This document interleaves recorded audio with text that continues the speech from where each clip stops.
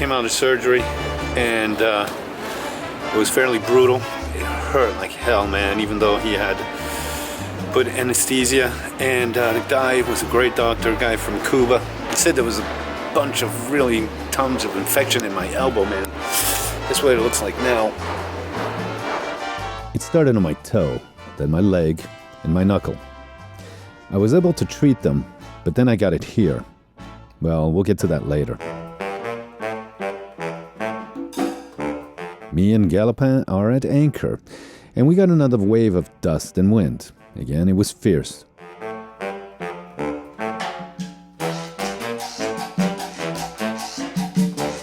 The marina staff, Gilson, Teat, and Orlando, had to move one of the charter boats. Mooring lines had broken, and the boat was in danger.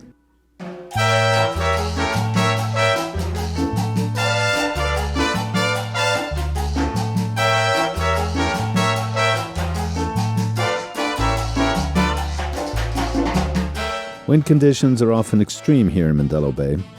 It takes a lot of constant upkeep and effort to ensure vessels are safe here. And as you can see, the charter boat will be safe until they fix its original mooring and it can be moved back to its proper spot.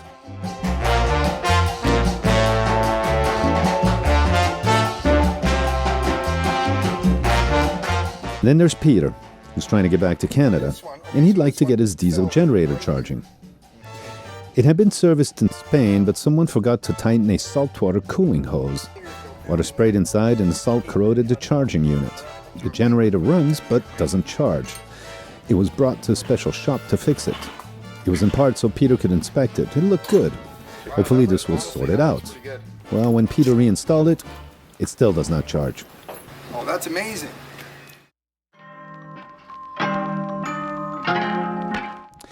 Not one to despair, Peter thought we should go on an excursion to an extinct volcano. He brought me, his son Ayrton, and Lily. We're always up for some adventure.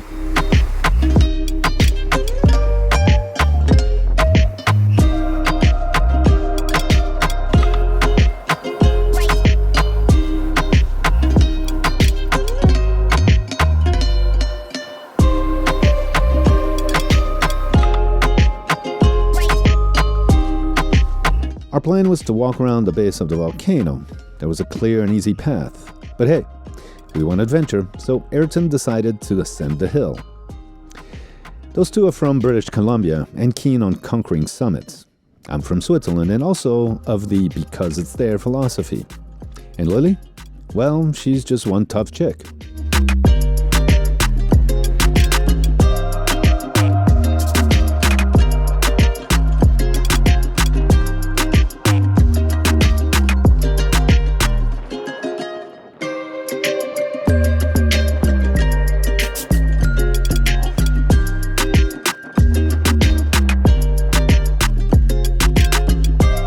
People had left their mark in the sandy crater, and Ayrton left a message for his lost brother.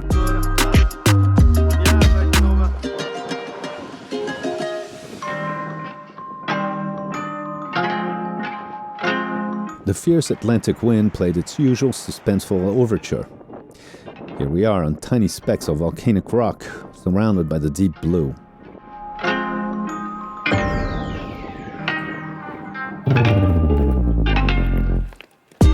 The Sahara dust gave off a beautiful, eerie tone to the air.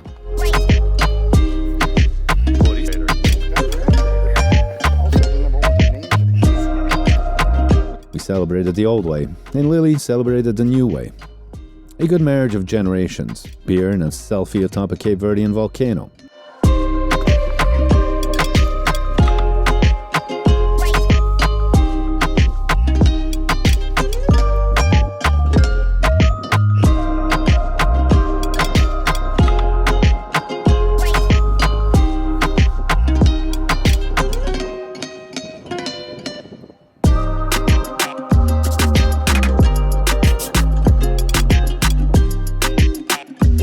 The other side of the summit presented the town of Callao and its new project, shrimp farming ponds.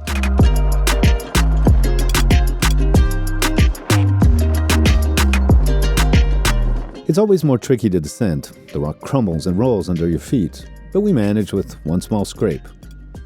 And when living on a moving boat, it always feels good to strut on solid ground.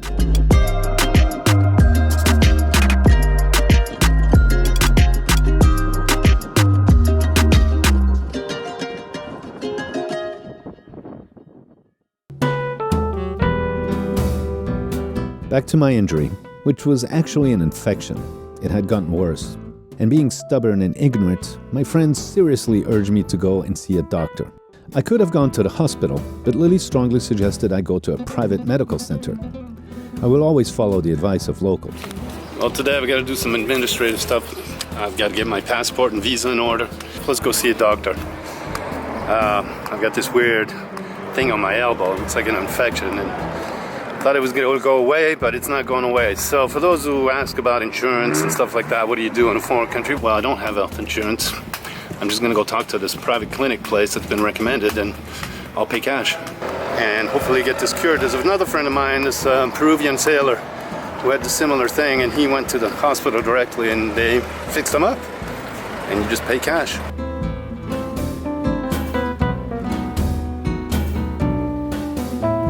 The reception staff saw my elbow and immediately called the doctor for consultation.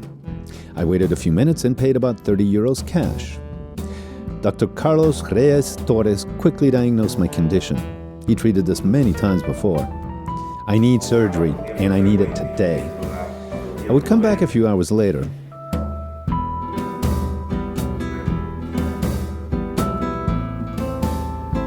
And just next door is the Policia Nacional. This is where I have to renew my visa. It's the Policia Nacional, and you go there with a few documents, and like a bank card, insurance papers, boat papers, and a copy of your passport, and you get a visa for another 3 months. So I've been doing this for a while now, and it's pretty easy, pretty cool, and the people are really nice. And as usual, of course, Cape Verde, everybody's really nice. So there it is. Now I have to go back to the place because I need surgery for this awful infection thing. So it's kind of nasty. So it's going to cost me a couple $100, but I guess it's worth it, you know? I think it's worth it. In fact, it's really worth it. Hopefully I'll be well. So there it is. Now I have to go pay 2,000 escudos, which is about 20 euros or $20 to get my visa. And I'll get it in a few days. It'll be for another 90 days. So I'll be here for another 90 days in Cape Verde. So there it is.